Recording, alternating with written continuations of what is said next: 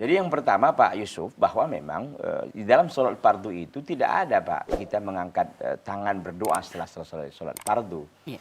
Kata para ulama, kalau Anda ingin berdoa, kalau antum ingin berdoa, kalau antuna ingin berdoa, itu doanya dua tempat. Yang pertama ketika dia sujud, yang kedua ketika dia tasyahud akhir sebelum salam. Iya. Itu memang ada riwayat-riwayat yang mendukung itu. Tetapi kalau sudah selesai sholat, yang ada zikir setelah sholat. Al-adhkar ba'da sholat, kata para ulama. Al-adhkaru ba'da sholat. Zikir-zikir setelah sholat.